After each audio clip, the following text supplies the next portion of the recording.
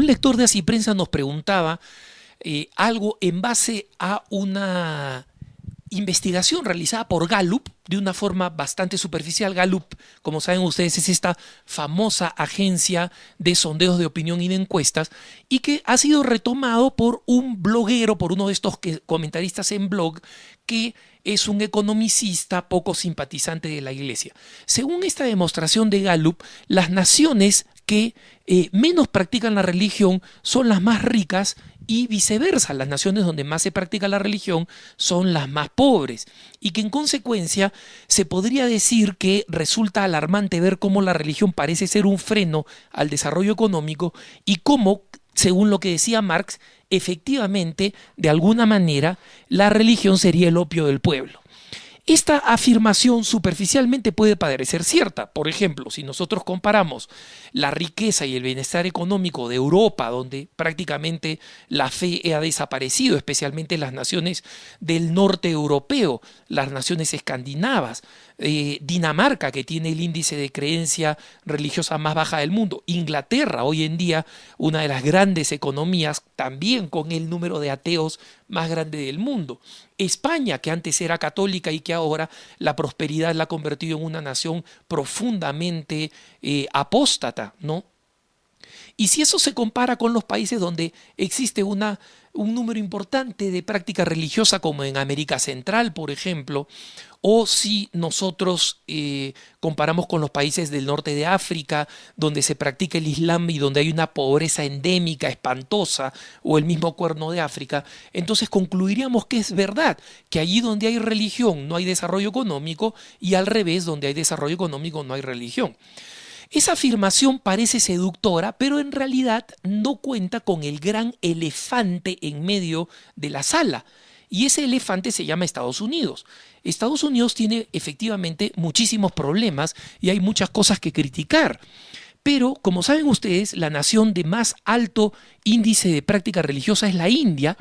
y muchos han llamado, un analista político inglés dice que Estados Unidos es una nación de indios, por su grado de creencia religiosa, gobernada por daneses, que son los que menos creen, es decir, donde las élites políticas, las élites culturales como Hollywood, no creen en Dios, pero donde el pueblo en general cree en Dios. Miren, como saben ustedes, yo tengo que viajar a Birmingham, a Alabama, a participar de EWTN, y la práctica religiosa en Estados Unidos, con todos los defectos que tiene, con todo el consumismo y comercialismo, es una práctica religiosa entre las más altas del mundo, y ciertamente de lejos la más alta de todos los países desarrollados, de lejos.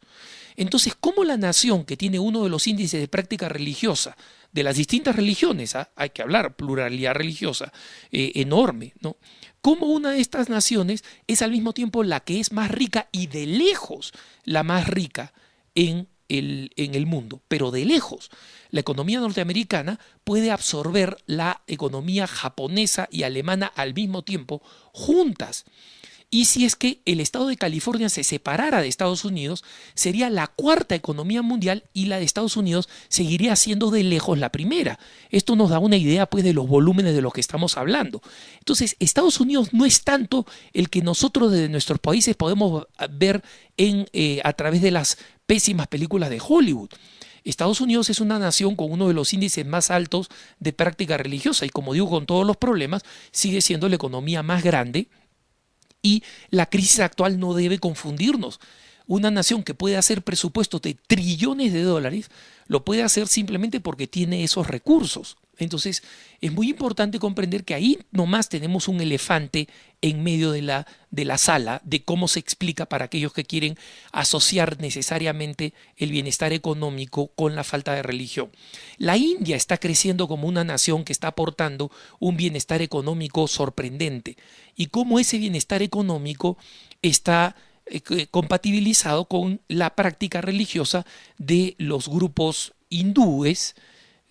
que es la religión dominante, seguida por los musulmanes y seguida por los cristianos, incluyendo los católicos. ¿Cómo explicar el crecimiento explosivo de Corea, cuyo crecimiento y conversión en uno de los tigres asiáticos ha coincidido con una explosión de conversiones al cristianismo, especialmente al catolicismo, al punto tal que Corea hoy en día ya envía al mundo, a pesar de que los católicos siguen siendo una minoría, pero es una minoría con tal cantidad de vocaciones que exporta al mundo sacerdotes y religiosas? Entonces, esto nos demuestra que no existe pues una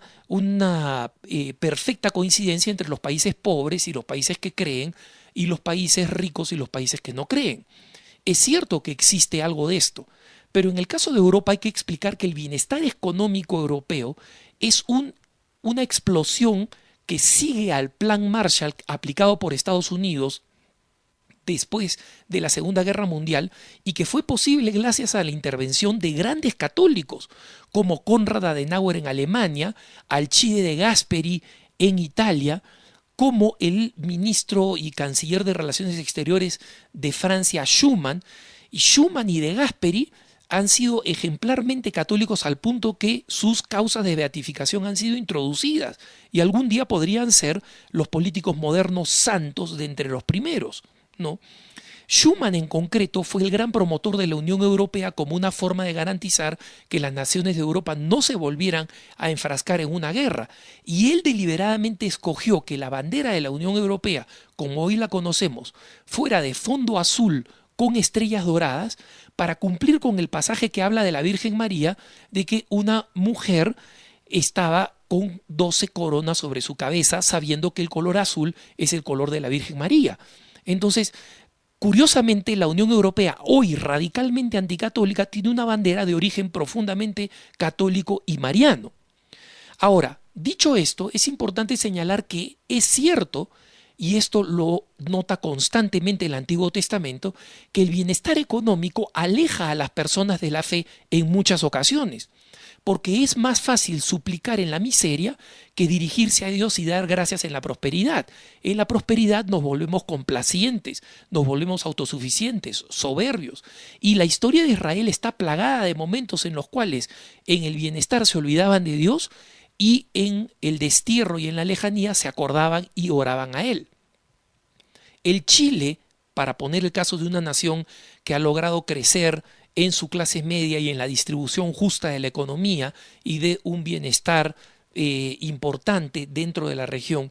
¿se puede decir que había más fe antes del bienestar económico que ahora? Probablemente. Los índices de práctica religiosa eran mucho más altos en el pasado y culturalmente hubiera sido imposible en una nación católica aceptar barbaridades como la píldora del día siguiente o el proyecto para legalizar el aborto o la legalización del divorcio algunos años atrás. Entonces, esto nos muestra pues que no es posible establecer una relación directísima entre pobreza y religión. Pero ciertamente no hay que olvidarnos que el bienestar económico vuelve a las personas y probablemente a las naciones complacientes. Y por eso la Iglesia exige, como exigía el Papa Pablo VI en su encíclica Populorum Progressio sobre el progreso de los pueblos, que el progreso fuera un concepto integral, donde nosotros los católicos comprendiéramos que el progreso económico tiene que ir acompañado del progreso espiritual, de tal manera que el paso de situaciones menos dignas a situaciones más dignas desde el punto de vista económico y social vaya acompañado con el alcance de la máxima dignidad, que es la dignidad de hijos de Dios. Que tengas un buen día.